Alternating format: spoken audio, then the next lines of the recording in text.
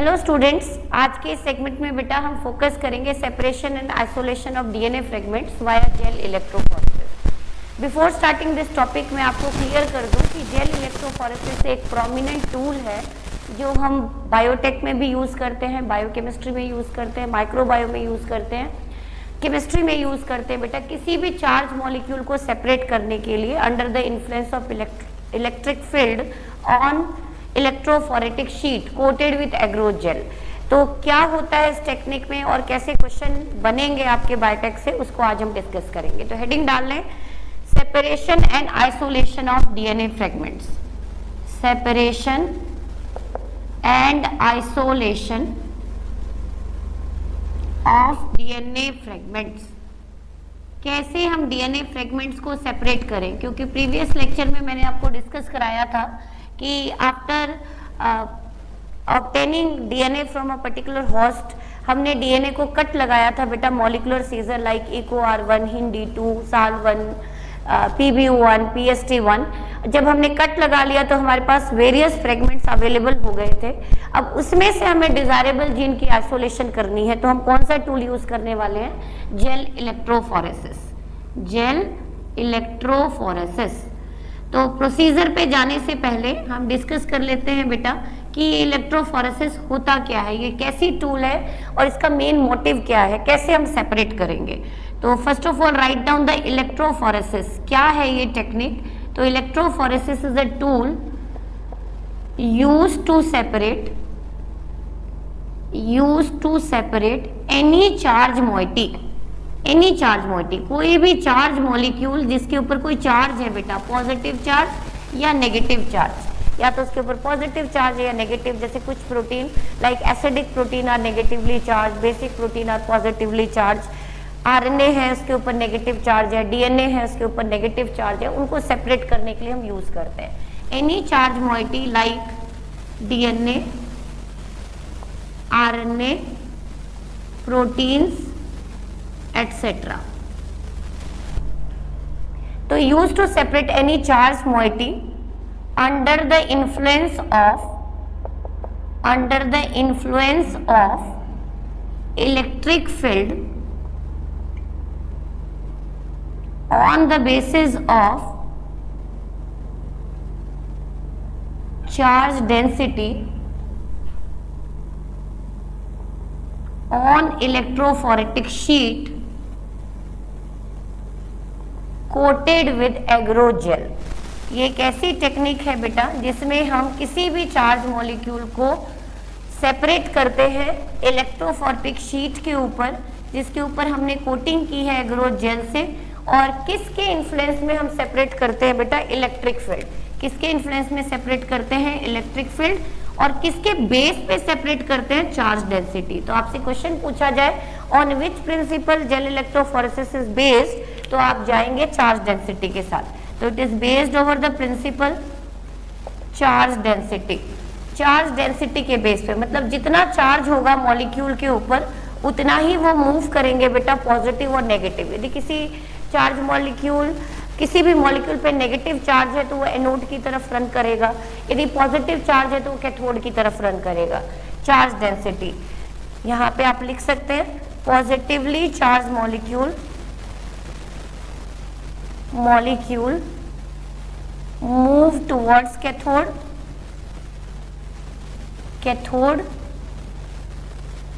which is negative electrode, and negatively charged molecules or moiety move towards anode।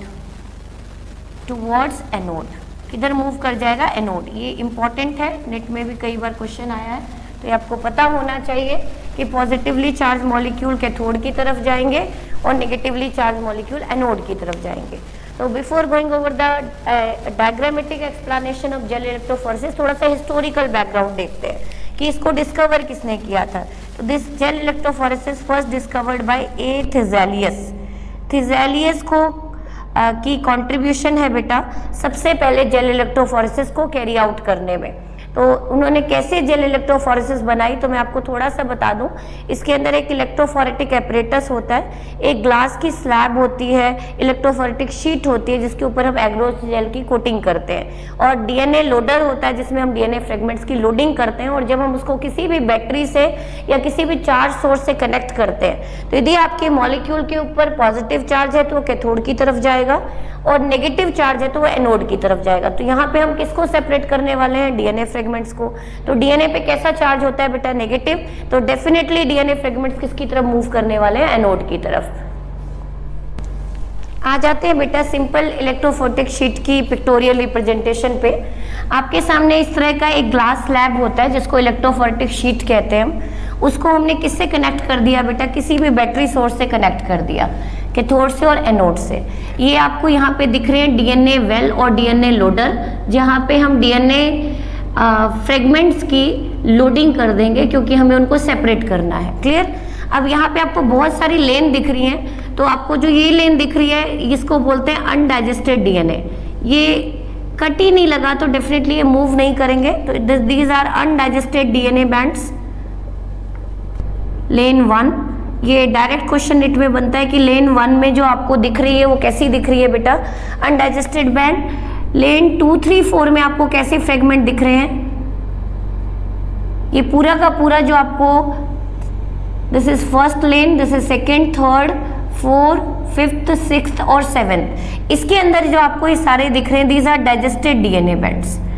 क्या आपको इनके सभी के साइज सेम दिख रहे हैं, digested DNA bands from lane 2 two lane 7।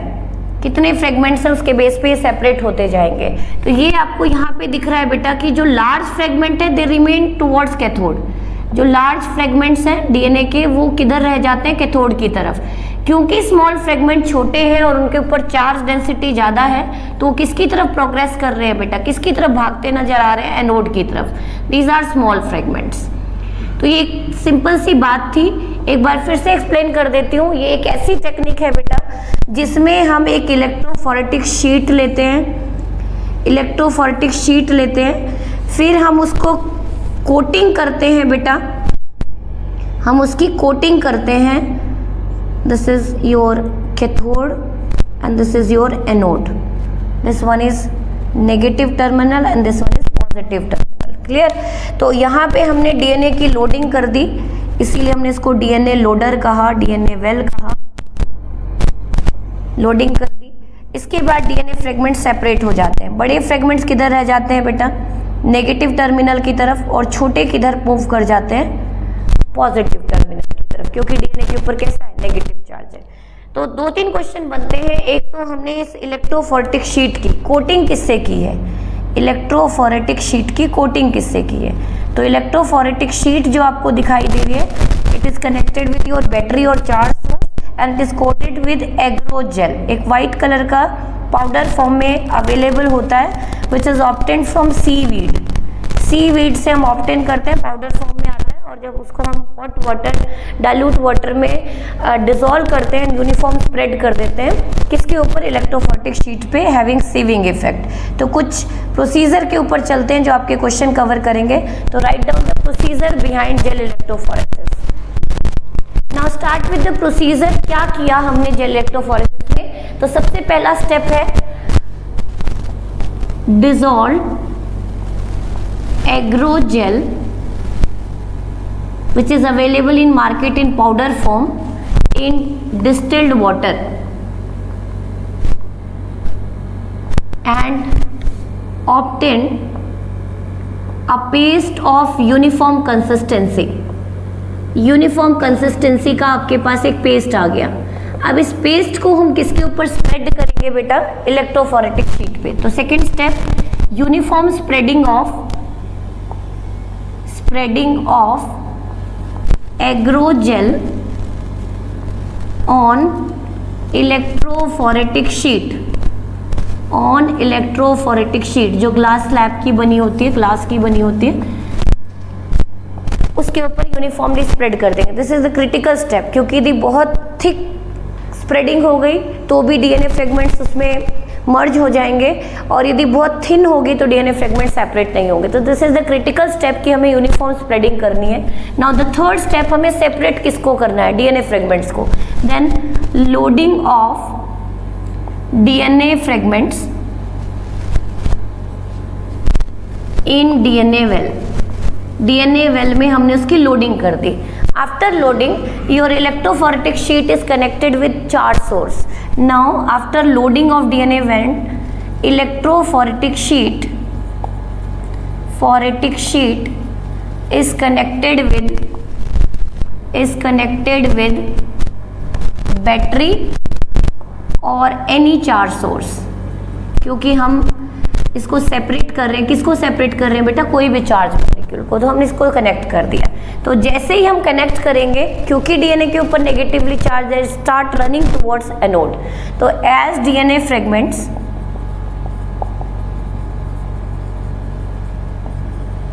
containing negative charge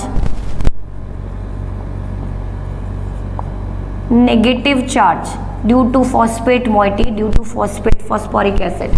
So as DNA fragments containing negative charge, DNA fragments move towards anode, positive terminal की तरफ भागेंगे।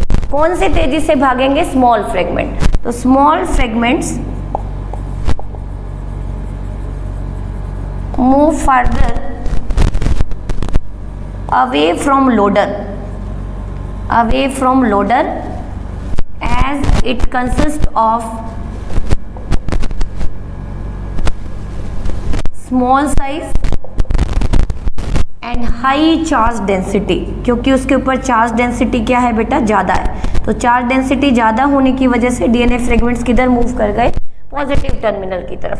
अब ये सारी प्रोसेस हमने कर ली, लेकिन हमें कुछ दिखाई नहीं दिया। हमें दिखाई नहीं दे रहा कि डीएनए फ्रेगमेंट सेपरेट हो रही हैं या नहीं हो रहे। तो हम इसकी विजुअलाइजेशन करेंगे, फ्रेगमेंट्स को देखेंगे। तो देखने के लिए हम जनरली या तो प्रॉप्स यूज़ करते हैं या हम स्टेन यूज़ करते हैं, DNA based stain like ethidium bromide या अदर डीएनए बेस्ड स्टेन। तो sixth is visualization of separated DNA fragments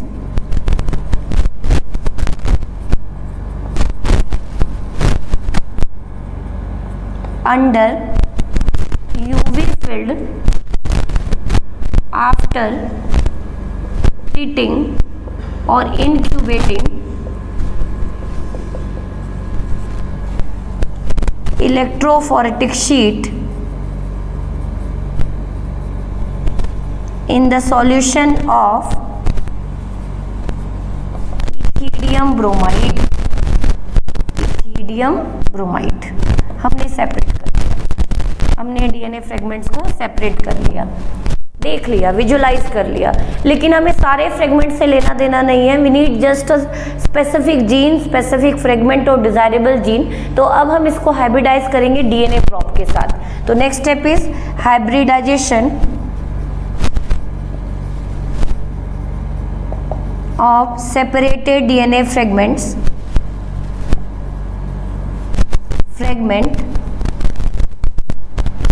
with specific DNA props। तो जब हम इसको सॉल्यूशन से ट्रीट करेंगे बेटा, तो now it appear as fluorescent orange. ये इंपॉर्टेंट क्वेश्चन है कि जब हम उसको डाई से ट्रीट करते हैं और हम उसको यूवी फील्ड में देखते हैं, तो हमें डीएनए फ्रेगमेंट्स किस कलर के दिखाई देते हैं, फ्लोरेसेंट ऑरेंज कलर के दिखाई देते हैं। फ्लोरेसेंट ऑरेंज कलर के किस फील्ड में बेटा, यूवी फील्ड में। और किस सॉल्यूशन से, किस डाई से हमने उसको ट्रीट किया, इंक्यूबेट किया, इथिडियम ब्रोमाइड। तो आपसे क्वेश्चन पूछा जाए, name the dye which is used to visualize DNA fragments in electrophoretic sheet is ETBR, ethidium bromide. अब हम उसको हाइब्रिडाइज कर देंगे सेपरेटेड डीएनए फ्रेगमेंट को डीएनए प्रॉप से, क्योंकि हमें सारे फ्रेगमेंट नहीं चाहिए, वी नीड स्पेसिफिक जीन। तो DNA probes are radioactive sequence, जो हमें पता है। वो एक स्पेसिफिक डीएनए के साथ जाके क्या बनाएगा, कॉम्प्लीमेंट बेस पेयरिंग, और वो हमें चमकता हुआ नजर आएगा। Now it appear as a grey in colour और blackish in colour. Now hybridization of separated DNA fragments with specific DNA probe after combining with specific DNA fragment, it appear as grey और black band. सारे band orange colour के दिख रहे हैं, लेकिन जिस gene से, जिस डीएनए से आपको मतलब है वो कैसा दिख रहा है बेटा? ग्रे, क्योंकि हमने डीएनए को सेपरेट कर लिया, डीएनए को विजुअलाइज कर लिया, लेकिन आउट ऑफ 100 और 1000 fragment we just need a one DNA segment, one specific gene. तो हमने कोई भी डीएनए प्रॉप डाल दिया। For example you need human growth hormone gene, तो ह्यूमन ग्रोथ हार्मोन प्रॉप डाल देंगे, जिससे हमें एक डीएनए मिल जाएगा बेटा, एक डीएनए फ्रेगमेंट मिल जाएगा, जो अब कैसे कलर का दिखाई दे रहा है? ग्रे कलर का। अब हम इसको नाइफ के साथ कट करके सेपरेट कर लेंगे, जिस टेक्निक को बोलते हैं इल्यूशन। तो last step is illusion. Evolution, DNA fragment और स्पेसिफिक जीन, और you can call desirable gene, is separated from electrophoretic sheet along with gel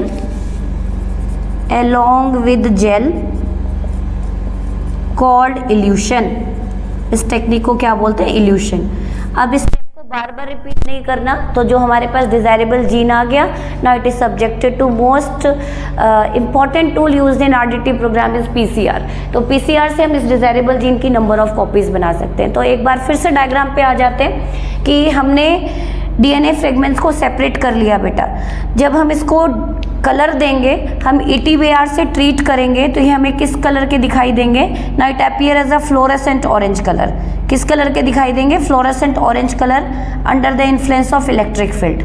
जब हम यूवी फील्ड में देखेंगे तो ये किस कलर के दिखाई देंगे? फ्लोरेसेंट ऑरेंज कलर के। तो आपसे क्वेश्चन पूछा जाए कि क्यों हम एग्रोजेल यूज करते हैं बेटा? सीविंग इफेक्ट होता है, it trap DNA fragments, it trap DNA fragments. Important question है कि why we use agro gel over electrophoretic sheet, क्योंकि ये डीएनए फ्रेगमेंट्स को ट्रैप करता है, सीविंग इफेक्ट होता है। सेपरेट करने के लिए हम क्या यूज करते हैं बेटा? कोई भी चार्ज सोर्स यूज करते हैं, बैटरी से कनेक्ट करते हैं। विजुअलाइजेशन के लिए हम कौन सा डाई यूज करते हैं? Ethidium bromide. किस फील्ड में देखते हैं? यूवी फील्ड में। किस कलर का अपीयर हो रहा है? ऑरेंज कलर का। After visualization we need just one specific gene, तो हम इसको हाइब्रिडाइज कर देंगे। किससे बेटा? डीएनए प्रॉप से। एक डीएनए प्रॉप डाल दिया, सपोज आपने ऑक्सीटोसिन प्रॉप डाल दिया तो आपको ऑक्सीटोसिन कोडिंग जीन मिलेगा। तो डीएनए प्रॉप डाल दिया, human growth hormone gene prop ये डाल दिया आपने, तो ये प्रॉप एक स्पेसिफिक सेगमेंट के साथ कंबाइंड हो जाएगा। तो रेस्ट सारे फ्रेगमेंट आपको किस कलर के दिख रहे हैं? ऑरेंज कलर के। लेकिन ये कैसे कलर का दिख रहा है बेटा? ग्रे कलर का। कैसा दिख रहा है? ग्रे।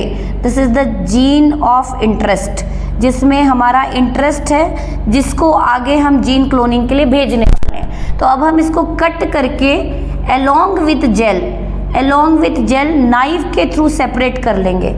नाइफ के थ्रू सेपरेट कर लेंगे, जिस टेक्निक को हमने बोला elution. Cut and removal with knife, removal with knife. तो 5-6 इंपॉर्टेंट क्वेश्चन बनते हैं छोटे छोटे कि on which principle gel electrophoresis is based? तो it is based over charge density. कौन से फ्रेगमेंट तेजी से भागेंगे एनोड की तरफ? स्मॉल फ्रेगमेंट, क्योंकि उनका साइज छोटा है, चार्ज डेंसिटी ज्यादा है। एग्रोथ जेल हम क्यों यूज करते हैं? Saving effect. विजुअलाइजेशन के लिए हम कौन सा डाई यूज करते हैं? Ethidium bromide. And when we visualize under UV field it appear as a fluorescent orange colour. और यदि हमें स्पेसिफिक जीन निकालना है तो हम एक प्रॉप डालते हैं, probe is combined with specific gene segment और now it appear as a grey colour. फिर हम जेल को along with DNA fragment cut करके रिमूव कर लेते हैं, उस टेक्निक को बोलते हैं इल्यूशन।